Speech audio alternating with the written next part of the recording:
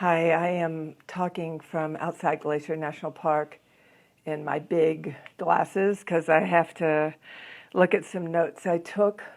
It's September 20th, 2016.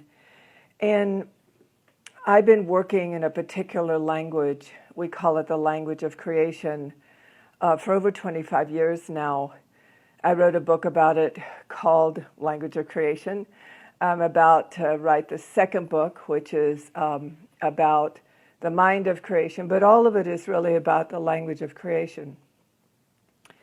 And why am I bringing this up now?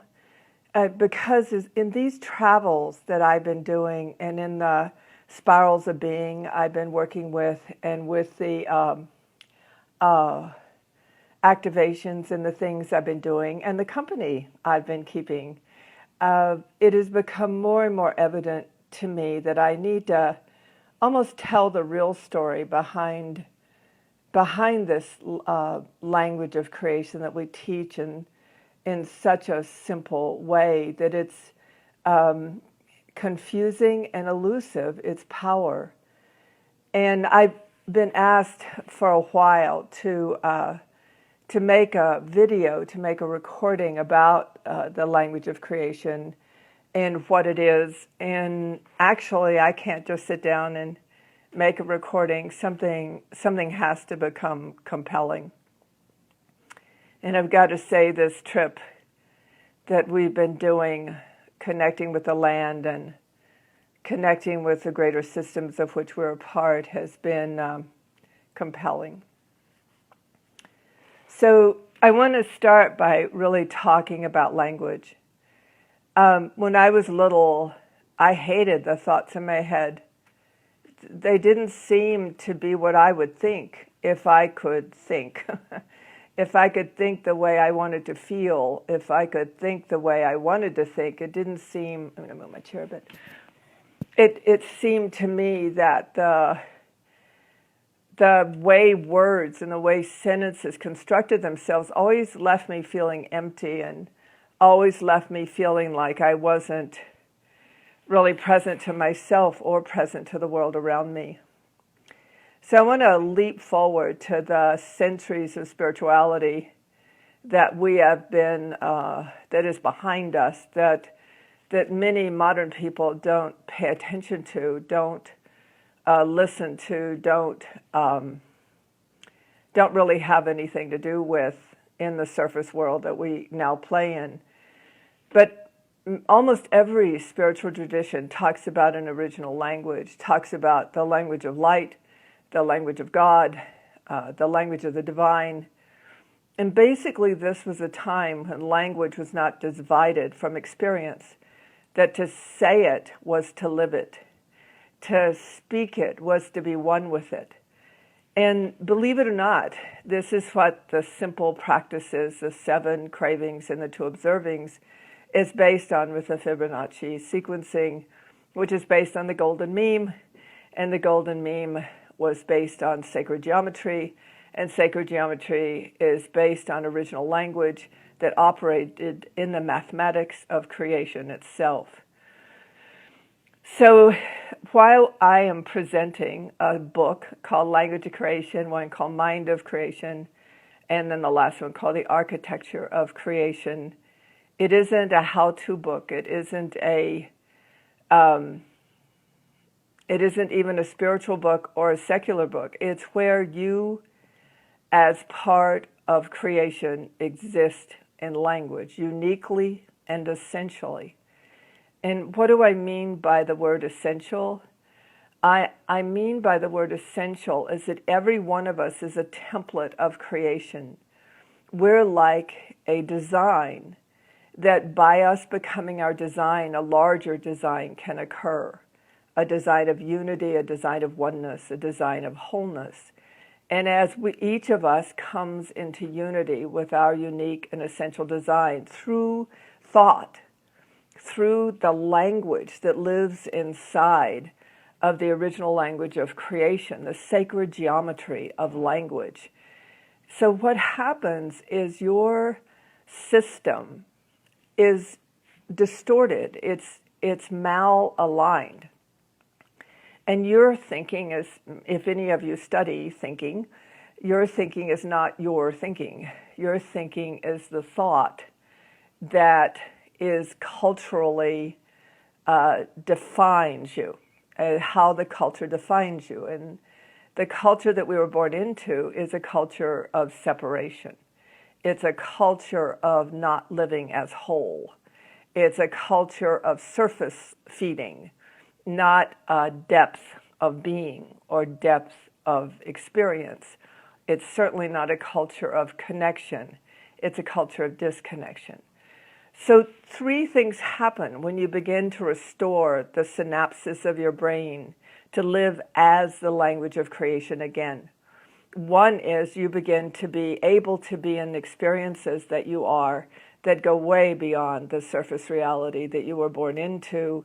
Your life doesn't feel shallow or empty because you are a reality unto yourself, that you and creation are one, and you're in unity with creation, and you're one with creation, and what you're part of is the activity of creation, and you're constantly aware of it. The other thing that happens is an agitation occurs when we're not able to think our thinking in direct alignment with what we are. We become agitated, upset, reactivated, hyper vigilant, hyper intense, frightened, crazy, depressed. And we think it's a psychological or personality flaw or a weakness, but it's not. It's the function of a malaligned, broken system that doesn't allow your thoughts to be your thoughts in direct unity with creation. So up until today, I have not been able to do a video on it because I couldn't just simply say it was stress relief or it helps you create what you want to have. Yes, but it goes much deeper. It restores you to you. It restores you to the thought playing field of what you are and what you came to be. And I think you probably have to be interested in that.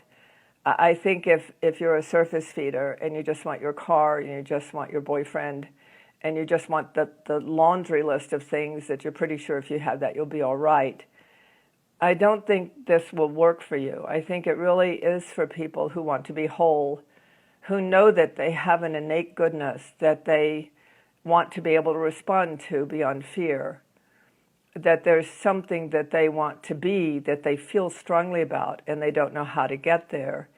With the misalignment that we think you get there by finding it out there. But the truth is, in the 3 stages of creation, first you move in direct unity with creation because you're thinking your mind of creation.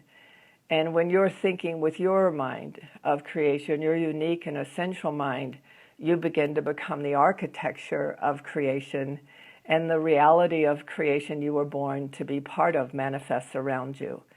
So that's really, it's really deceptive, this simple practice that we ask you to do. These simple creation exercises are very deceptive, but they're like mantras, or they're like incantations. They're like restorative, transformative, systemic activity of creation that lets your thinking not loop and loop and loop, not be trapped in life-defeating experiences, but to be opened up into life-enhancing experiences. You literally become more. So this is the legacy that I created through my unity with creation, my understanding that there was an original language, original template of language within which all life rises, creating English syntax phrases that restore your capacity to be your original language of creation.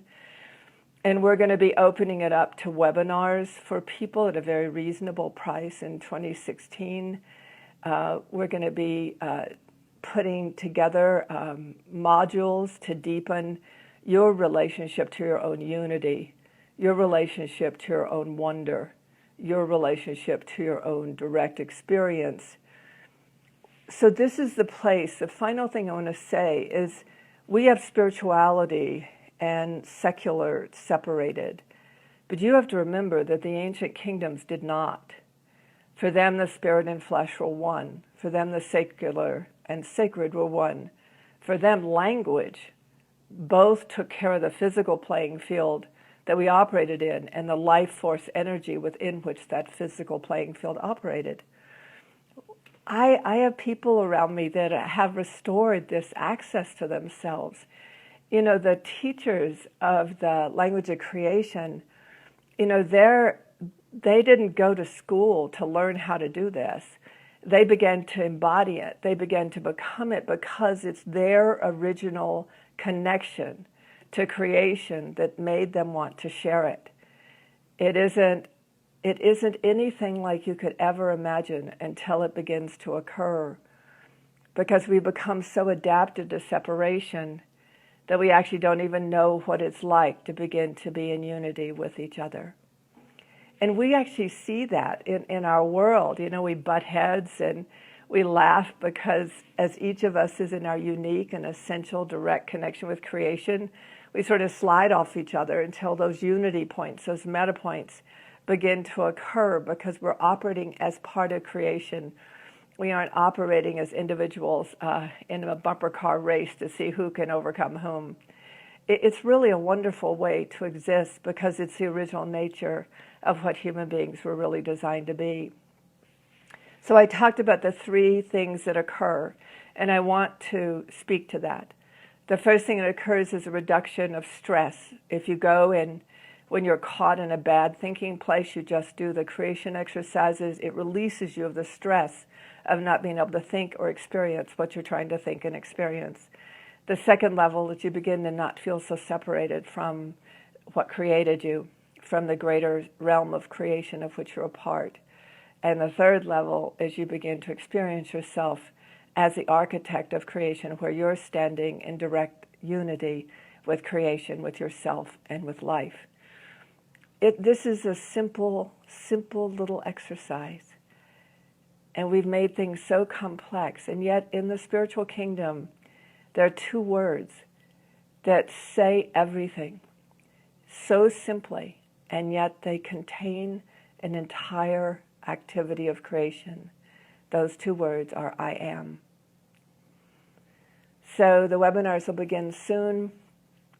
They'll be advertised. I strongly recommend that you take it. It's a simple course that can transform the power of language within you to be the activity of creation itself. So I'm sitting in outside Glacier National Park, September 20th, 2016, and we are happy to say that we are entering a new world, and that we need to have the mind of a reality that lives in unity with life, because that is the reality that's rising. Namaste.